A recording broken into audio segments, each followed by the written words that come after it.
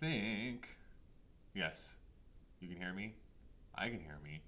You should be able to hear me. Good. Okay, welcome everyone to my monthly live stream that I like to do here on my YouTube channel. My throat is really sore, so I might have to constantly be drinking water so that I do not feel parched.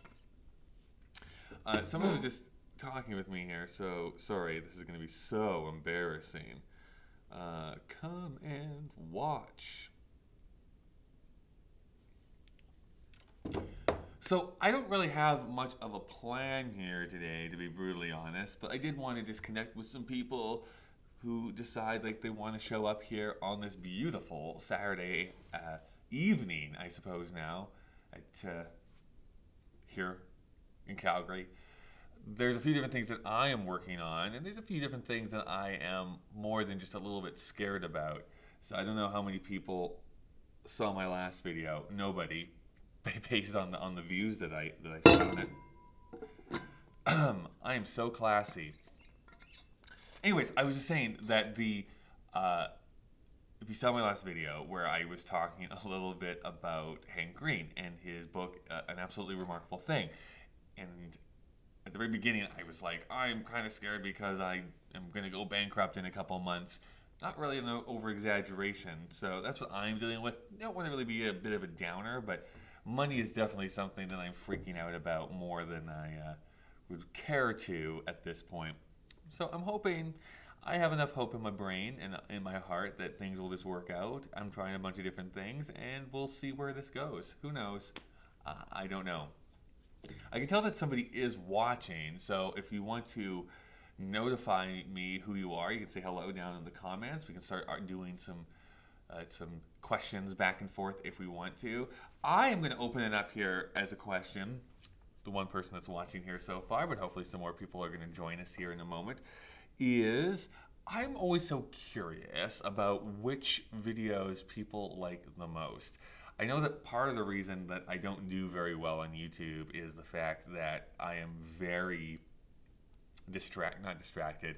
I am multi-passionate, so there's just so many different things that I like to do and talk about. And so I'm in the process of really splitting those all out into their own separate channels so that they have the opportunity to grow in the best possible way.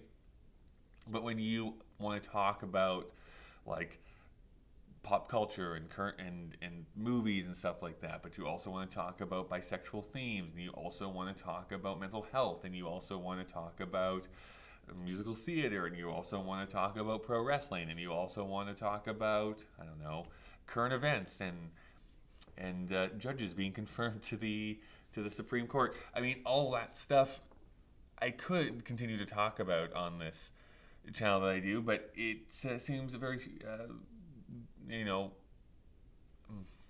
I don't know what the right word is. It's distracted. There's just too much of a different thing. No one knows what they are coming in for when they first start to watch.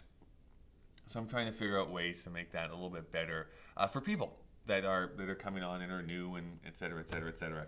I should have been, I guess, a tad more prepared. I really just pushed record without really any expectations of what I was about to do, and was hoping that people would help me out along the way. So maybe we should. We can do a few different things.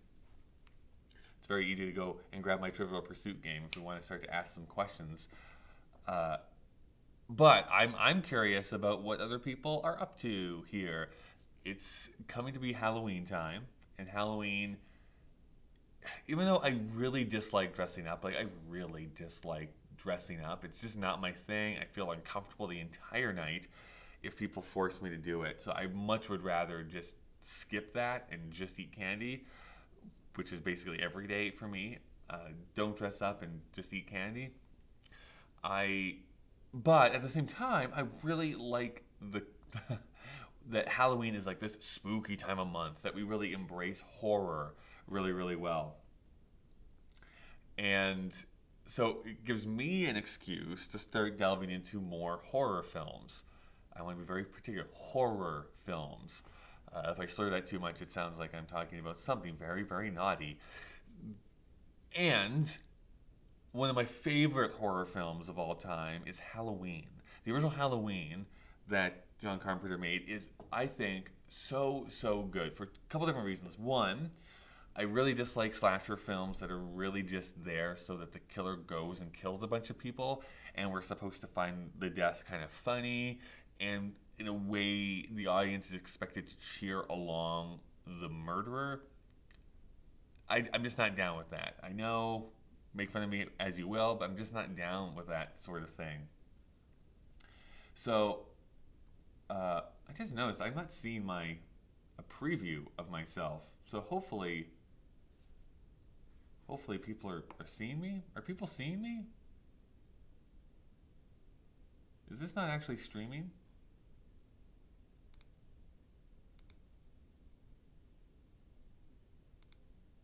Can people hear me right now? Thank you, Grant, for saying that you like doing that. What is... I'm so confused. If people are watching, can you tell me if you can actually see me right now? Because my computer is working out pretty good. It's not showing me a preview anymore. Thank you for contributing, Grant. Okay, perfect. All right. I apologize. For some reason, I was freaking out there because it looked like people couldn't actually see me at all. It still looks like people can't see me. So I don't get it. I apologize. Freaking out about nothing.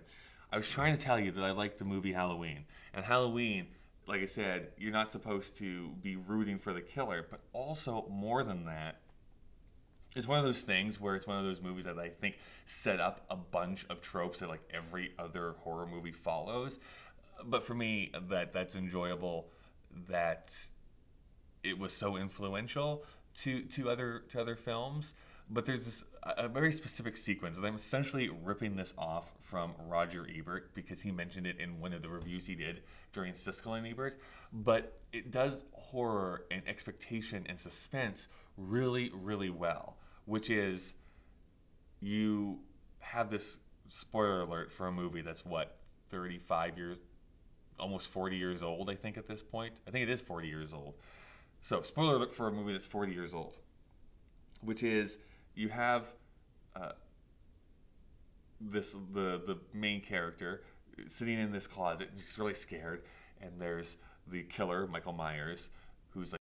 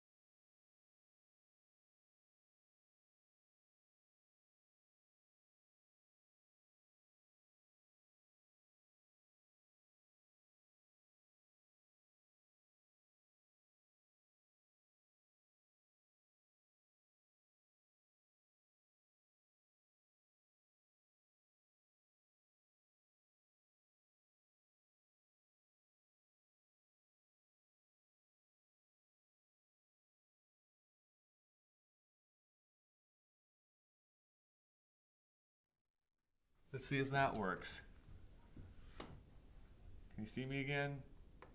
Yes. Ugh. This is like a comedy of errors right now. I think my camera just ran out of batteries. I don't know for how long it ran out of batteries for. It still looks like the stream is not actually happening, but maybe it's still happening. This is very, very wild. Anyways, if people do have favorite horror movies or a favorite Halloween tradition that they like to do, just let me know down in the comments. I'd love to hear what people have to say about that. I am just going to go to, how would I do this? I would go here. Oh, by the way, if anyone, I'm going to give you a secret link, everyone. Everyone should write this down. I'm just going to see if this is up and running. Apparently, Grant tells me that I am up and running. Yes. Everyone should write this down. Yes, I am there. Happy day, happy day. Grant doesn't like doing stuff on Halloween. I'd love to know why you don't like to do stuff on Halloween, other than you're a big old stick in the mud. And here's the secret link that I'm going to give to you. Let me just see if I can get it back here on my old computer thing. There we go.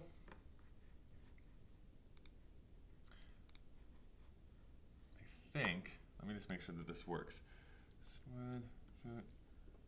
/media lab. Oh, I see. This is so fascinating. Great live stream, Kyle. You're nailing it. See, that should go right to my marketplace, but it doesn't seem to want to do this. All right, I'm going to give you this link, even though it seems like a long way around for it. But I'm going to paste this. This is a secret link that people can go to. My company, Media Lab, YYC, we do podcasts and online videos. But I have secretly launched a merch store for people. And we have actually created unique merchandise for Halloween specifically. So you might have to, you'll see when you actually go to that link what I'm talking about here in this case. So yeah, it's going to be fun. I want to try and start doing this a little bit more. With the logo that I have for Media Lab, I really like the logo a lot, and I was envisioning that you could take that logo and subvert it every so often for like different holidays or different events or I don't know, those types of things, and I don't know, make it be like an interesting thing by itself where people might buy it having no idea what Media Lab is in at all and still think, oh, that design is cool, so I want to buy that. So there's the regular design with YYC underneath it, which is what the logo is currently, and now I'm starting to create things for other holidays. So Halloween is the first. Trying to do something for Christmas or some non-denominational holiday season that happens in December. I haven't decided yet exactly how that's going to work, but we're working on it. Anyways, I'm very excited about the ghost. Spoiler alert about that you'll see on that on those merchandise things. So going back to kind of what I set up the whole live stream about. This is so annoying, but because everything looks like it's not working, and which is the idea of fame. Because one of the big things about this Hank Green book, an absolutely remarkable thing, is this idea that fame really hurts people. That's not the right word. It corrupts people, I think, is a better way to frame it. Meaning that, and this is not a spoiler, people should read it. I'm about halfway done, and it's really, really good. But the basic setup of this is that the central protagonist, this woman, this girl named April, is thrust into being famous. She comes across something, makes a video about it online, and then reaches like huge global superstardom. And she starts to recognize the things that changes in her, where her interaction with social media, her interaction with friends in real life, and her interaction with her family, and what she used to hold value to and what she holds value onto now all slowly starts to change, with this fantastical science fiction-y story going on at the same time, for sure. But really, it's an exploration of exactly what her, how fame has corrupted her. And I think what it's reaching to, or what it feels like it's growing into, is there a way to change that? Do you want to change that? How does fame work with power, and how does power all work into there? And is there a way to be famous and powerful and good, or is it just impossible to give people that much power over others and expect them to be altruistic in what they want to do? Anyways, it's a really fascinating conversation. It's something that I actually do think about a lot, even though I am not famous in the slightest. I don't have to deal with that at all. Except with Grant. Grant always fangirls over me every time he sees me. So, I mean, I get it a little bit. But other than that, like, I have no, I have no experience with what it feels like to be a famous person, however we want to define what famous person actually means here in this regard. Anyways, that's what I'm thinking about. And I'm trying to think of, usually on Halloween, what I like to do is watch 2 or 3 horror films. So I'm trying to figure out which ones I want to watch here this year. I think I should watch the original Halloween again. There is this company named Hammer Films, which made just a bunch of these B movies back in like the 60s and 70s. And Christopher Lee starred as Dracula in about like 8 of them. So I've been slowly working my way through that series over the last few Halloweens. I would love to just jump into that and watch the next one in the series. And I also like to usually watch like a current or a modern horror film. So I haven't figured out which one I want to do there yet. Maybe watch It Follows again. By the way, if you're a movie fan at all, It Follows was one of my favorite movies that came out here a few years ago. Yes, a bit of a horror film. That director, who I'm going to blank on his name, but that director is about to release his follow-up called Under the Silver Lake, and it was playing here at the Calgary International Film Festival, so I went and checked it out.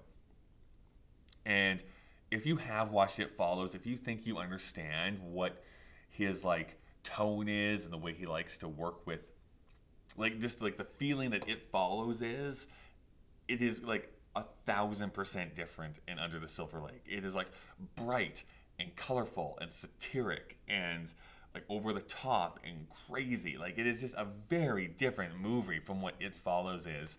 And it is also absolutely going to divide audiences. If you are not on board with this film in the first 15 minutes, you're just not going to be. Like, it is that type of movie where the people I got to see it with, one I would probably term did not like it.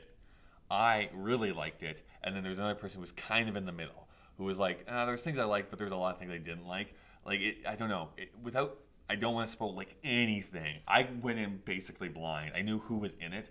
Well, I knew one actor who was in it. I knew Andrew Garfield was the star. But other than that, really had no idea what the rest of the film was about, which is a great way to go and see that film because there's no expectations. And I was like, all right, movie, you take me where you want to go to.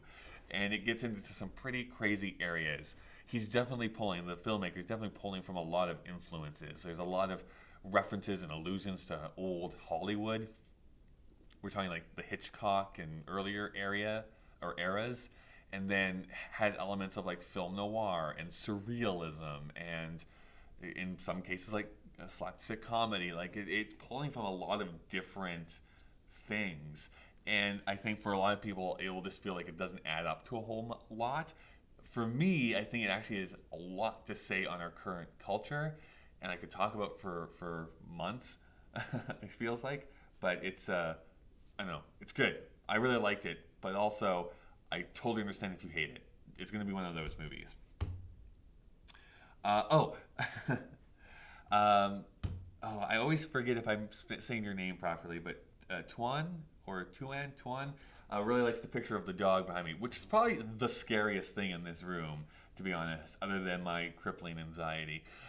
It is something that was left here. When I took over this space, someone had left this painting behind, and they were actually going to throw it out. And I was like, no, no, no, I'll take it. And I used it in my videos for a long, long time. It still appears in my videos in the background, but people see it and they stop in their tracks every time they see it.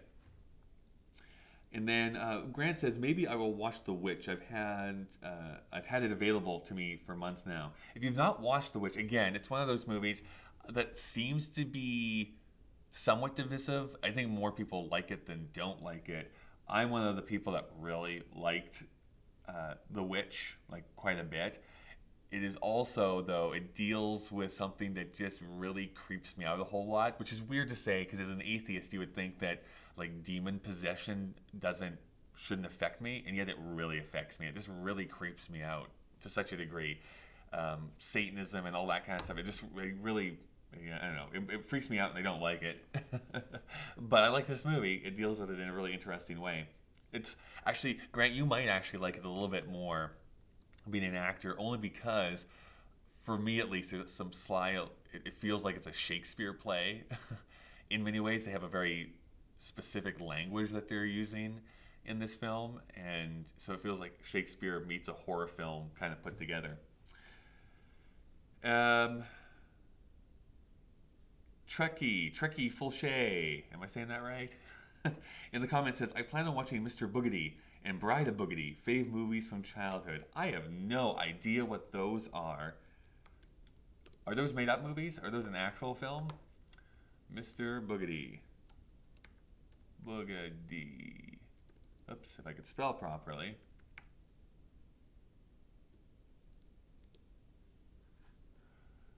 Oh, it's a TV show. TV episodes. Bride of Boogedy. Yeah, what is this about? Tell me in the comments. What is this? What are these movies? Mr. Boogedy Shoes, Mr. Boogedy. Oh, it's like a Disney movie. Okay. A novelty salesman moves his family into a new house. Initially dismissing incidents as more of their father's practical jokes, the family soon learns that the house is haunted by people who lived in the house 300 years previously. Ooh. That's a 7.5 on IMDb though, so that can't be too bad. It's this must be like the computer war, what is it? The computer war tennis shoes. One of those like TV movies that were made by Disney. Okay, yeah, they played on The Wonderful World of Disney. So yeah, it's like one of those Sunday night movies that nobody does anymore. When I was growing up, that was a thing, but probably nobody does that anymore. Oh man. Now I really want to track these down. You know, Grant and I, we do this podcast that's called Whatever This Is. Grant and his Veggie Man's down here in the comments, but we do this podcast called Whatever This Is, which, spoiler alert, is going to be changing formats and a name very soon. Anyways, he punished me this one time, and I still have not seen it because I'm bad, to watch something called the Peanut Butter Incident? Or something like that. I'm still not convinced it's an actual movie, but Peanut Butter Incident. Is that right? The Peanut Butter Solution. Sorry, the Peanut Butter Solution, which is rated 6.4 on IMDb. I don't know. We'll see if this is if this is like Troll 2 or if this is actually a decent film or not. Disney should release them on the streaming service. I'm assuming they will be. There was actually some information about that streaming service here, which is rights are so weird in Hollywood because they will not have the rights for Marvel films until 2022 or something like that. I can't remember the exact date, but they will not have a lot of the Marvel films because of other streaming rights that they already signed off on here. And what else? There's other movies that they won't have. Oh, Star Wars. Star Wars won't be on there right away because of other contracts and stuff like that too. But they should. They should put all these old... I actually really hope in a way that the entirety of The Wonderful World of Disney is put onto their streaming service that's coming, was it next year, I think, is when it's dropping. There was a lot of good stuff on there. I had very fond memories of watching some of that stuff on The Wonderful World of Disney. But... So Grant says, I Googled someone yesterday who happened to have been credited in starring in that, and sadly I didn't search further down the rabbit hole. Oh, you should. That is like a fun thing to do on IMDb. It's just like start on one movie and start to like click on things as you kind of go further and further and further down that rabbit hole. Anyways, it's just past 6:30. Grant and I actually have a podcast to go and record, so I think that's what I'm going to go and do now. I'm going to have to wait for my Patreon live stream. I'll maybe do that next week when I have a little bit more time. But have a fun Halloween, everyone. If I don't see you from there, if you come to my house, you get some Kit Kat bars. So just so you know, that's what I'm handing out this year. And yeah, that's what's going to happen. Hopefully you have a good time. I'll be back on Thursday, of course, with my regular scheduled video. But until we see each other again, have a great night.